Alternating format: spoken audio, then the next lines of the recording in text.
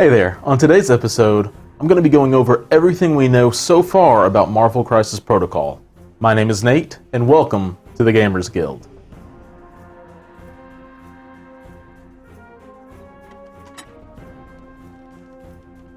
So, today I just want to be able to go over a quick overview of everything we know about the game when it's coming out. For starters, let's talk about the studio. Atomic Mass Games was formed on January 2nd earlier this year, 2019, and we know at least some members of the team at this point. We know that we have Will 1, who is Will Schick, also the head of studio.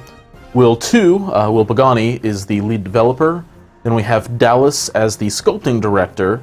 All of these guys were previously at Privateer Press, worked on games like Warmer Hordes and Monsterpocalypse. And then we also know about Marco, the guy who actually did the sculpting work. We also know that Atomic Mass Games, every Thursday at 1 p.m. On Twitch, they are streaming all sorts of fantastic stuff around the game. So far they've done unboxing, gameplay, and they're beginning to do painting tutorials as well, which is fantastic for us all. As far as what we know about the game itself, it is going to be a Marvel Miniatures game that's going to be 40 millimeters in scale, which is the same size as O-scale terrain, so it kind of makes easy getting into it.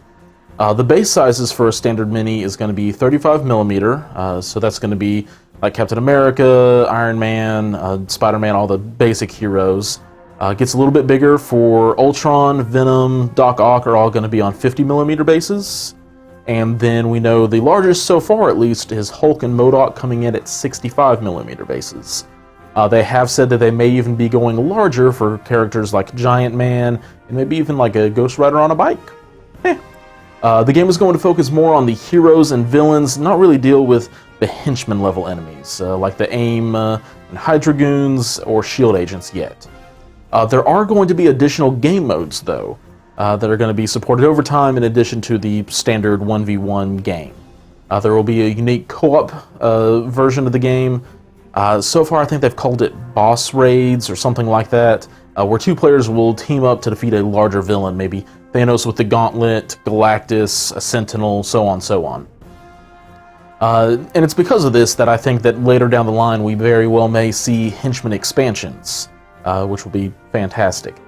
For now, though, it's going to usually have about 4 to 6 miniatures per team, or per side, and because of that, I would definitely consider this a skirmish game. The game is going to use a custom D8 system with special symbols on them both for attack and defense rolls.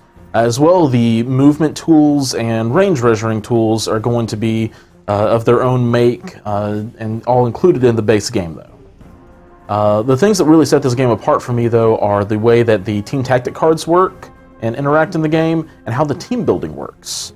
When you come to play, you have 10 models in your team, and then after seeing what objectives are set up for your game, you'll be able to choose any miniatures from that to form your strike squad up to a certain point value, as always.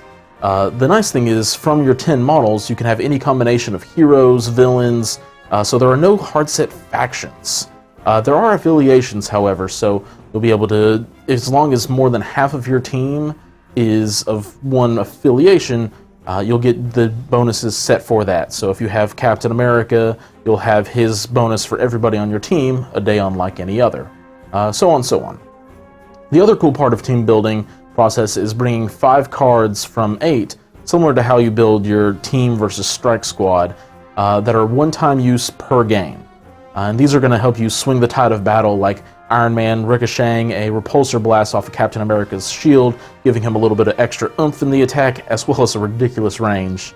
And there's also things like Tag Team Punch and other more generic things that will help your team out. As of right now, the support for the game at the store level is going to be pretty non-competitive, and will consist of a few rounds. Everybody will receive the same prize support, whether that's acrylic tokens, alt art cards, all that kind of stuff, which honestly I'm a fan of for the store level. It has been said that when we get to like the big gaming conventions like Gen Con, Adepticon, etc., that it's going to be different kind of tournament organization for those. The game is set to release in November, and in that month we will get the core set, which is going to include Captain America, Iron Man, Spider-Man, Captain Marvel, and Black Widow. And then for the villains, we have Red Skull leading Baron Zemo, Doc Ock, Ultron, and Crossbones. Alongside the core set, we will have a Hulk expansion and a MODOK expansion released in November.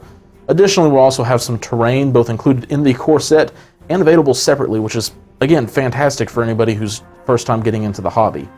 Then in December, we will have Black Panther coming along with Killmonger, Okoye and Shuri, and Venom as a standalone pack. With plenty more coming, but we don't have an official timeline at this point. And again, because I want this video to be everything that we know for sure, if you do want to know more on that, I have a video with some speculation, I guess, on the release schedule. The last thing I want to do in this video is talk about, or I guess just try to correct some information that's been thrown out there. One, Atomic Mass Games is not affiliated with Fantasy Flight Games, other than being associated through Asmodee. It got to announce the game at the end of the in-flight report at Gen Con, which was a great platform for them to both announce the game and their new studio, but it has certainly led to some confusion thinking that they are a subsidiary of Fantasy Flight themselves. Another misconception is base sizes are not actually affiliated with the character size in-game. That way, Ultron can be a size 3 character, even though Doc Ock is on the same size, he's still a in-game size 2. The templates and measuring sticks, something that is pretty controversial, are actually not really influenced by FFG. Maybe a little bit, but when I'm talking to Will Schick about it at Gen Con, he mentioned that while working at Privateer Press, he noticed so many people used widgets anyway that they just wanted to make those available easily because competitive players, whether for speeding up the game or whatever, were using custom-made templates for it anyway, so they decided to go that route with it. All of this to say, I'm very excited for this release of the game in the not-too-distant future now. But if you learned something or just enjoyed the video, leave a like.